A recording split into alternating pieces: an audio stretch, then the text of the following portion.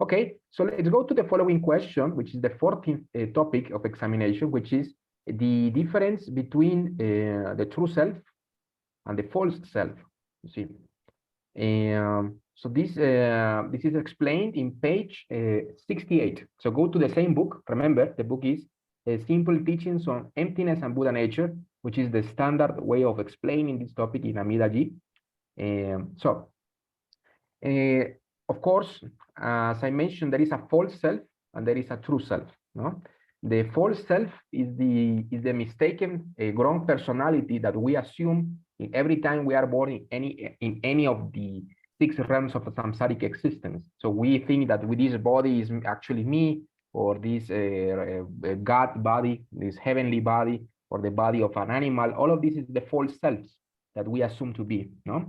And this false self, the qualities of this false self, which is samsara, is the three qualities of samsara, which is impermanence, no, suffering, and the fact that it is false. It's a false personality. For there is a true self or Buddha nature. Okay. Okay, the self that is negated in Buddhism, as Jodo Sensei says, is the idea of a permanent entity that goes unchanged from life to life. Okay, the fact that there is like a true Kosho or a true Yoshin or Hosan or Jodo Sensei that goes from one life to life, like an eternal soul. Yes, this is not what happens. No, nobody stays the same. Yes, you can see that actually the cells in our body are completely different from the ones that we used to have as a baby. Yes. Our hair has changed, our eyes, our skin, yeah, even our mind, our emotions have changed. So everything is in a constant flux, is in a constant stream of changes. Yes, this is why it is sometimes said in Buddhism that there is no soul or no self, in the sense that there is no unchanged identity which passes from year to year and life after life. Yes, this is what is explained when there is no true soul or no true self. Yes, but the self that is spoken, or the true self, as is spoken in the Mahaparinirvana Sutra by Shakyamuni Buddha, is the self spoken in Buddhism is the Buddha nature. Yes, only the false self is the thing that changes. Yes, that is impermanent. Yes, that is confused.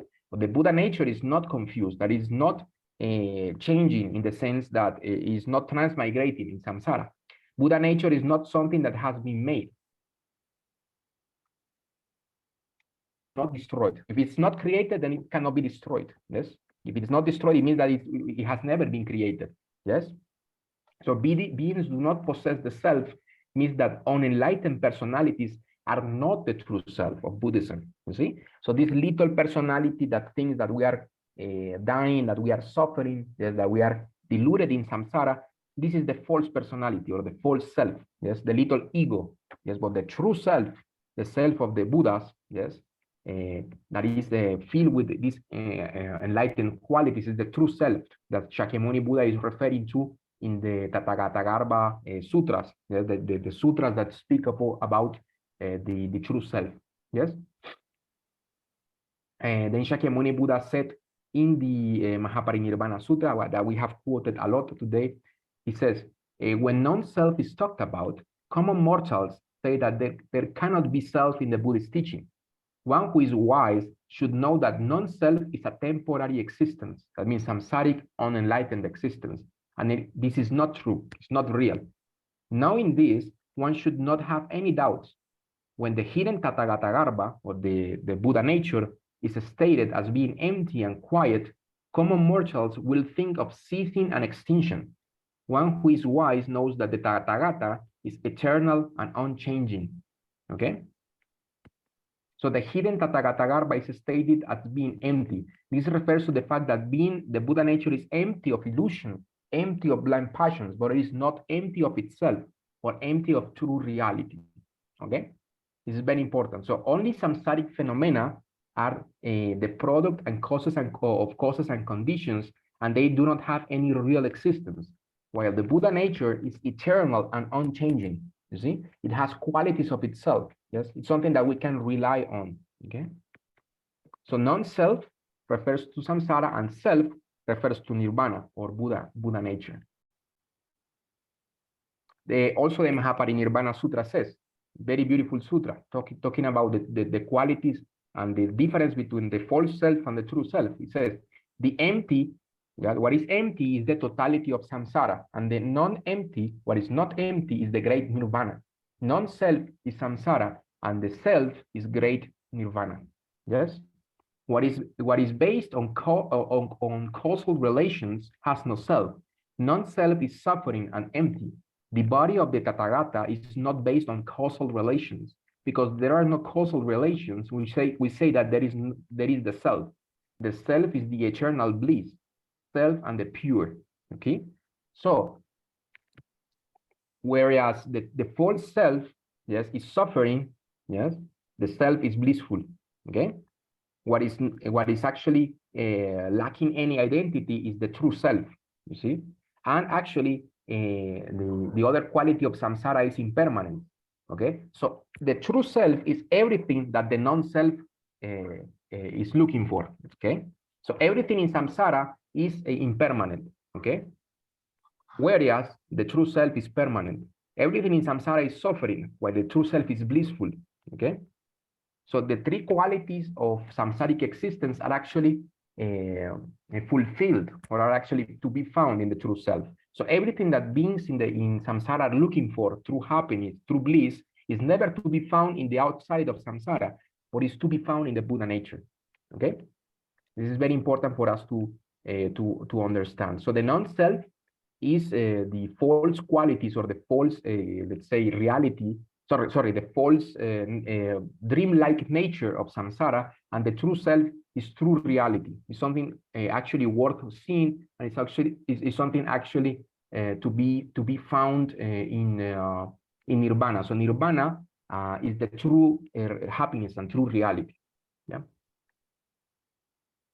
Yes, many nowadays Buddhists don't really understand this difference between true self and false self, and they think that in Buddhism, Buddha doesn't speak about self, or he negates self, but he actually, all that the Buddha negates is the false self, the illusory personality.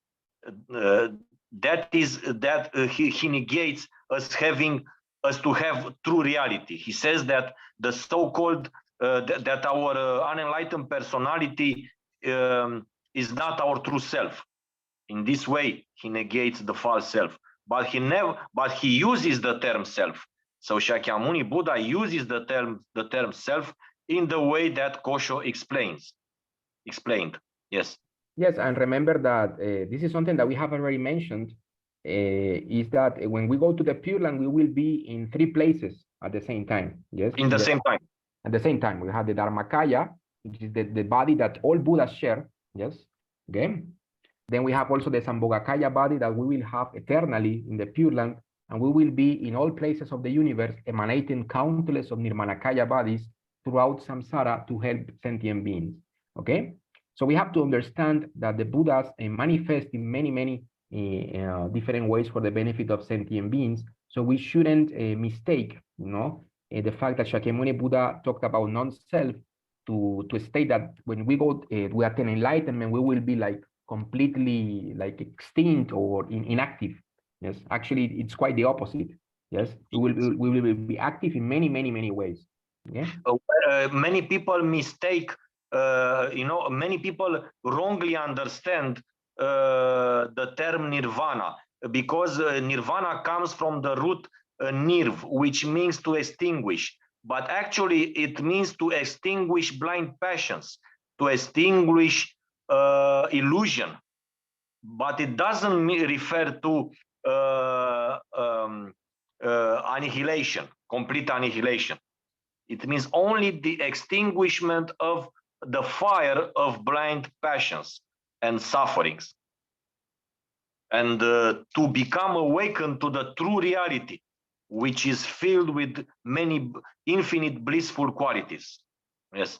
Indeed, Sensei. So I'm very glad that you wrote this book, and I'm very glad that we did it here in our Jodo Shinshu Sangha, because I think this is the most beneficial way for us Jodo Shinshu Buddhists to understand Buddha nature. Yes, because we have a sutra that doesn't have the same language as the Diamond Sutra, for example, or the Heart Sutra.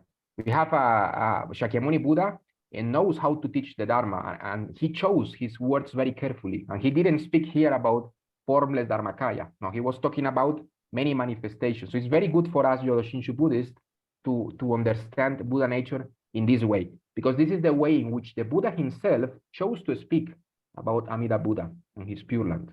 Okay, so if we are following this Dharma gate, we should follow the words of Shakyamuni Buddha that he used.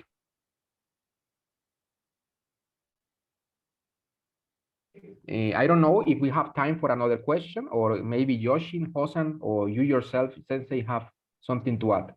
Just one thing, Dharmakaya is actually the discovered Buddha nature. That is how we should refer to. That's all I wanted to say. We don't, in Jodo Shinshu, we don't need to bother too much about the ultimate nature of reality, because that we will discover in the Pure Land. But I wrote this book so that we can't, we should not find obstacles when we hear various statements about Nirvana, about Buddha nature, you know, so that we can see this ultimate nature in a positive way.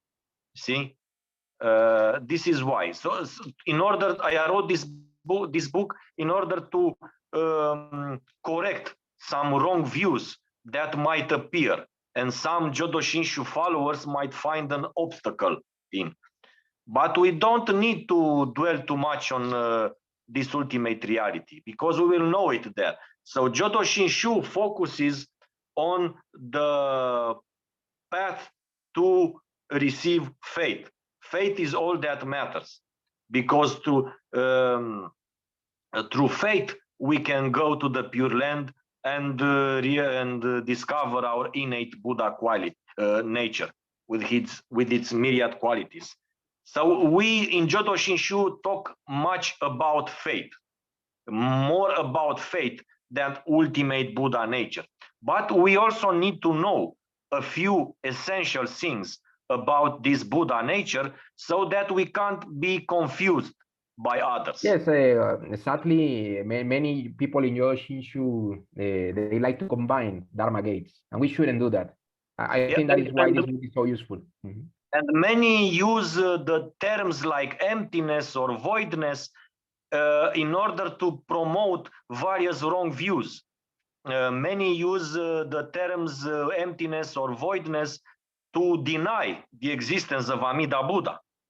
And this is why I explained, I wrote this book, so that people don't fall into the wrong view of nihilistic voidness, into the wrong view of denying the reality of Amida Buddha and the Buddhas, transcendental Buddhas, and of the Pure Land, based on a wrong understanding of emptiness, which I repeat, and as Kosho repeatedly said, empty, the word empty is used for samsara. Samsara is empty, illusion is empty, in the sense that it doesn't have a concrete reality, a concrete eternal reality.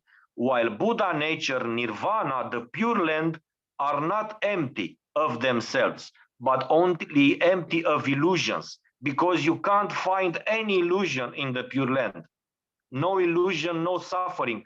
In the Sutra, Shakyamuni says that not even the word suffering is heard in the Pure Land, because it doesn't exist, because suffering is the reality only for the samsaric beings. So suffering is not in the Pure Land. So the Pure Land of Amida Buddha is empty of suffering, empty of illusion, and empty of the causes of suffering. Yes. Mm-hmm.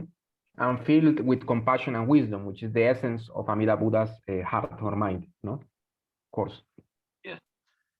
Okay, so, I think that, I don't know. That's it for today. Yes. Because then we go to another important topic that I would like to be discussed from the beginning. Yes. Okay. So, Joshin and Hozan, if you want to add something or comment or ask. Please do. Yeah, I want to comment on something wonderful Kosho just pointed out. The difference in language. We talk about expedient means, and the language of the Pure Land Sutras is a perfect fit for myself and for other people like me who we know we're not going to be Buddhas on our own. We know we're nothing even close to a Buddha. It's not going to happen. And so the language of faith, the language of describing the beauty of the nirvanic Pure Land, I don't know, it's a perfect fit. And I just wanted to thank Kosho for pointing that out. It's a descriptive language. So Shakyamuni uses a lot of words and beautiful images to describe the Pure Land. And why is he doing that? Because he wants us to go there.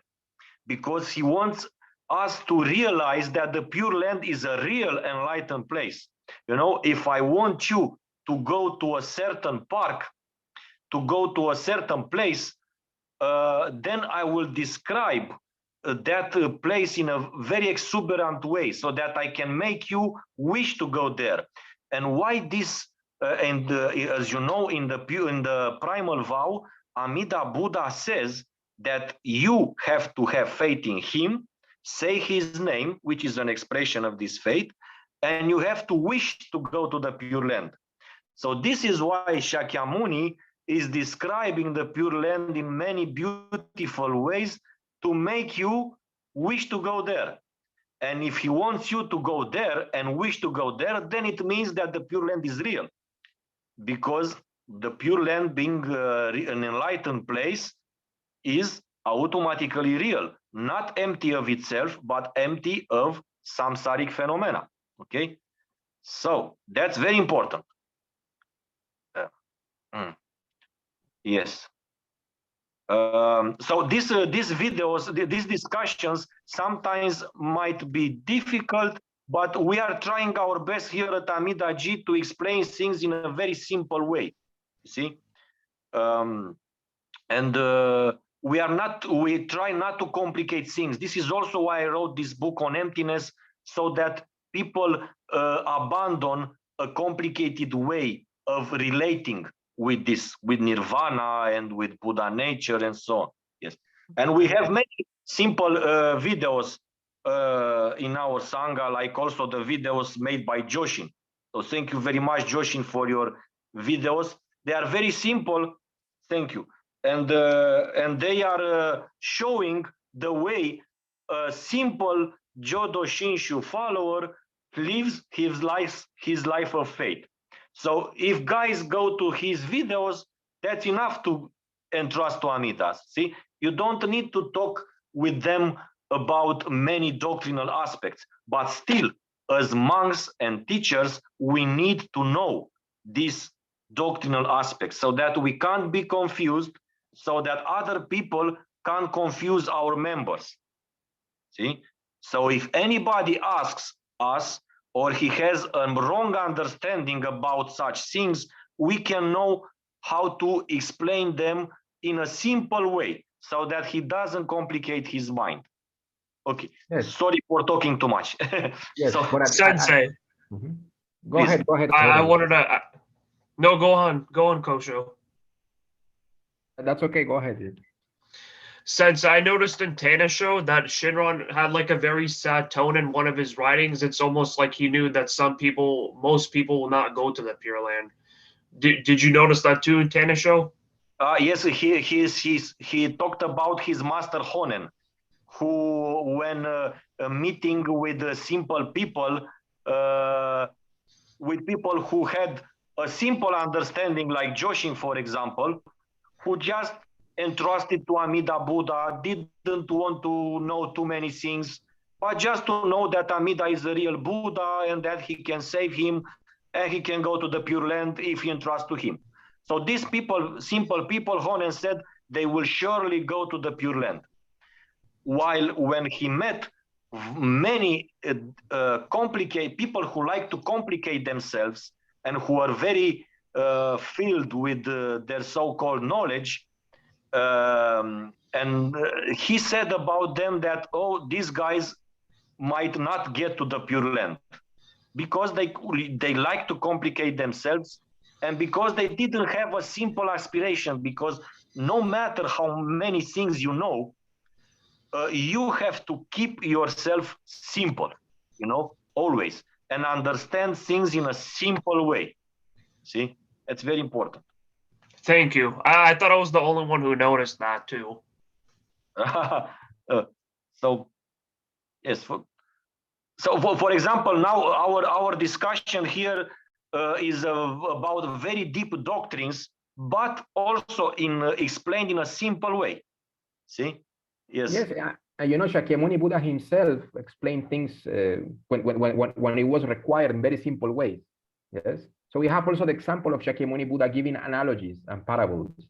And we can refer to those parables if we are simple disciples, because he taught people of different capacities. No? Yes. For example, sometimes Joshin talks about his daily life.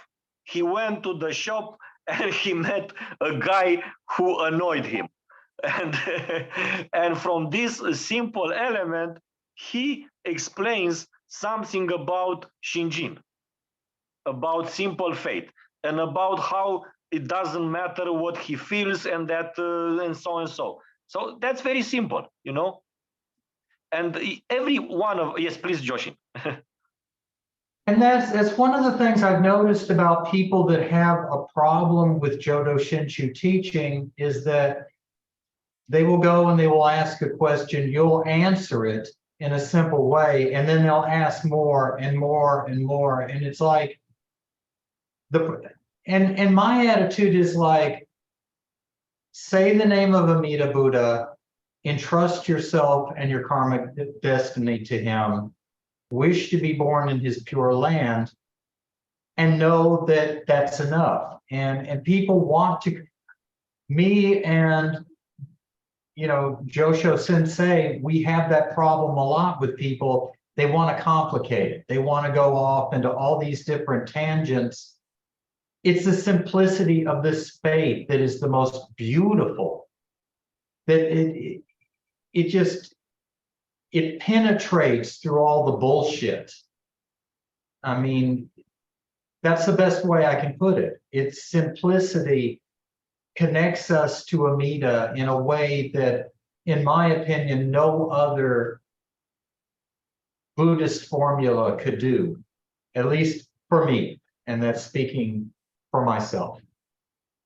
Yes, and according to Master Renyo, those people who solve their afterlife problem, even if they are illiterate, they are better than those who know many sutras and many complicated doctrines, but they haven't solved their afterlife problem, you know. So this is why when we teach, when we write books, when we study, we should study with a very important, with the goal in mind that we want to attain enlightenment, not to play smart, not to enjoy ourselves by thinking that we are important people, you know, but just to try to organize the Dharma knowledge in such a way that we can help others receive Shinjin and help ourselves understand things in a simple way. You know, when I write something, I want to understand it myself. You see.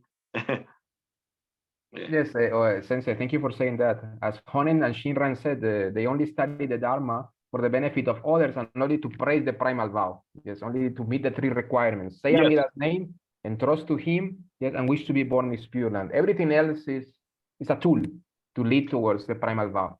Yeah, and everything we said here, everything was said in those books. It is not what was not invented by us. So the role of a teacher is not to invent the Dharma, but to organize the Dharma information and the Dharma knowledge so that it can be more accessible to people and help them understand it in an easy way. That's why, you know, that is the reason to become a priest. That is the reason to acquire knowledge in order to organize the Dharma information to help others receive faith. Mhm. That's why.